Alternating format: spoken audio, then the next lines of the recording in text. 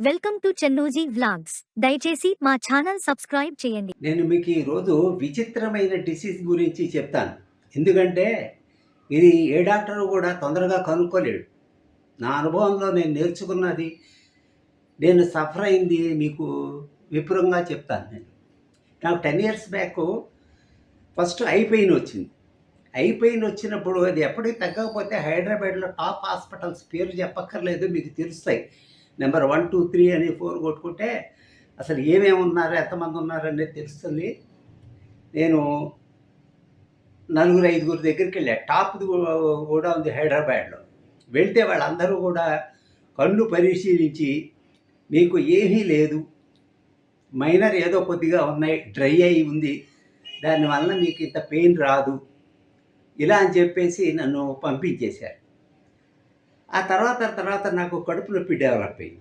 ఈ కడుపు నొప్పి గురించి నేను మళ్ళా టాప్ హైదరాబాద్, ఆ పేర్లు కూడా మీకు తెలుసు, నెంబర్ 1 ఏది ఉందో కూడా అక్కడికి కూడా వెళ్ళాను నేను. అవి కాకుండా ఇద్దరు ముగ్గురు ఎండి డీఎంలు వీళ్ళందరి దగ్గరికి కూడా వెళ్తే అందరూ కూడా ఎండోస్కోపీ కామన్ చేసేసారు. తర్వాతనేమో సిటీ స్కాన్ కూడా చేశారు. సిటీ స్కాన్ చేస్తే ఏమైందంటే ఫ్యాటీ లివరును కొద్దిగా సిస్ట్స్ మామూలువేవో దీని మీద ఉన్నాయి. దానివల్ల అంత పెయిన్ రాదని చెప్పేసి వాళ్ళు తేల్చి చెప్పేశారు.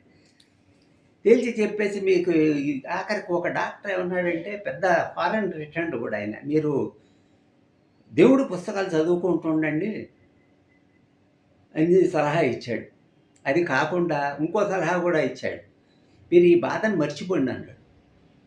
ఆ మర్చిపోవడం ఏమిటో నాకు అర్థం కాలేదు. బాధ పడుతుంటే అది ఎలా మర్చిపోతాం సార్ అని అడిగితే, మీరు ఇప్పుడు బాధపడుతున్నారు కదా, మీకు ఇప్పుడు ఒక దెబ్బ తగిలింది, ఇక్కడ దెబ్బ తగిలి రక్తం వస్తుంది, మీరు మీ కాన్సంట్రేషన్ వెంటనే దీని మీదకి వెళుతుంది కదా, అప్పుడు మీ కడుపు నొప్పి గురించి ఆలోచించటం లేదు, మీరు దీని గురించి ఆలోచిస్తారు, అదే మైండ్ డైవర్షన్, అది ప్రాక్టీస్ చేయండి అన్నాడు. విచిత్రమైన లాజిక్ అది. అది మనకేమైనా దెబ్బ తగిలితే సడన్గా దాని మీదకి వెళ్తాం, కానీ ఉన్న బాధని ఒక క్షణం మర్చిపోతాం. అంతేగాని మళ్ళీ ఆ బాధ ఈ బాధ 2 బాధలు ఉంటాయి. ఆయన చెప్పిన లాజిక్ అది. నాకు చాలా గొప్పవాళ్ళు ఉన్నారు కొంతమంది. ఆఖరికి ఏమైందంటే, ఇలాగ అంతా అయిన తర్వాత నేను ఇక డాక్టర్ దగ్గరికి వెళ్ళటం మానేశాను. తర్వాత ఏమైందంటే, నెక్స్ట్ ఒళ్ళు మీద నొప్పులు డైలీ. పొద్దున్నే లేవంగానే బాడీ అంతా పట్టేయటం, మజిల్స్ నొప్పి. వీటికేమో నేను పెయిన్ కిల్లర్స్ వాడటం. ఈ పెయిన్ కిల్లర్స్ వాడటం మంచిది కాదని నాకు తెలుసు. అది ఏమిటవుతుందంటే, లివర్ పాడైపోతుంది, కిడ్నీస్ పాడైపోతాయి. ప్రత్యేకంగా ఓపిడ్స్, ఈ పెయిన్ కిల్లర్స్ డిక్లోఫెనిక్ అని ఇవన్నీ ఉన్నాయి. ఇవి వాడితే పొట్ట ఖరాబ్, ఉన్న పొట్ట అసలు పాడైతే ఇంకా పాడైపోతుంది డిక్లోఫెనిక్ వాడితే. కానీ తప్పని పరిస్థితుల్లో నేను అప్పుడప్పుడు వేసుకుంటూ ఏదో కాలక్షేపం చేశాను. కానీ నాకు చాలా దుర్భరం అయిపోయింది. ఇవన్నిటి పెట్టుకుని ఏ డాక్టర్ దగ్గరికి వెళ్ళే కానీ అడిగి, ఆఖరికి జనరల్ ఫిజిషియన్ దగ్గరికి కూడా వెళ్ళాము. మర్చిపోయాను.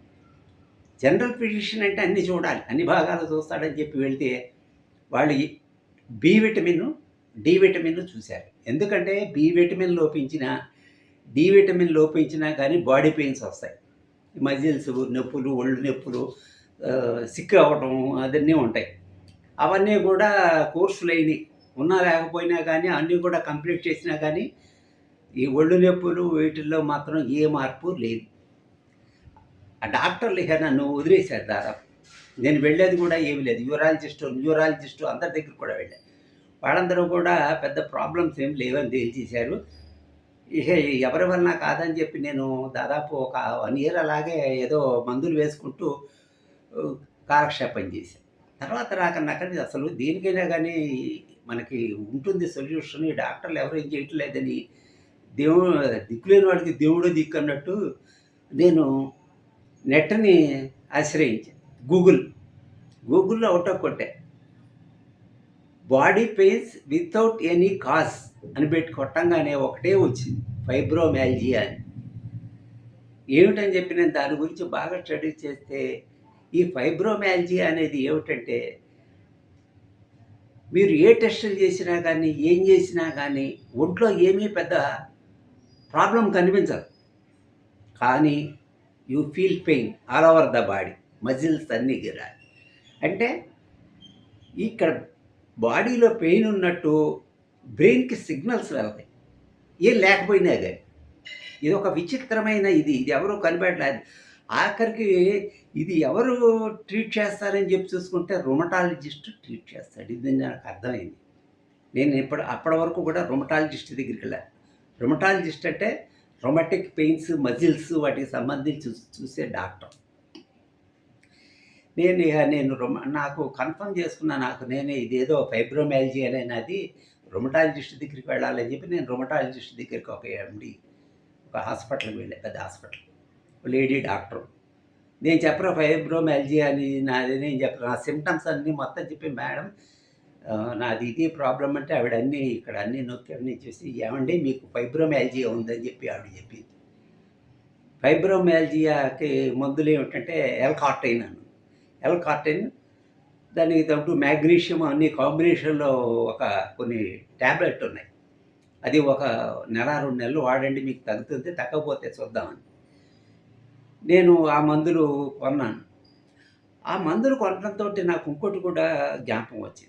నేను డిప్రెషన్ టాబ్లెట్ సెట్రలైన్ వాడతాను. ఆ డిప్రెషన్ టాబ్లెట్‌లో కూడా ఫైబ్రోమైల్జియాకి సంబంధించిన డొలాక్స్టైన్ టాబ్లెట్ ఉంది.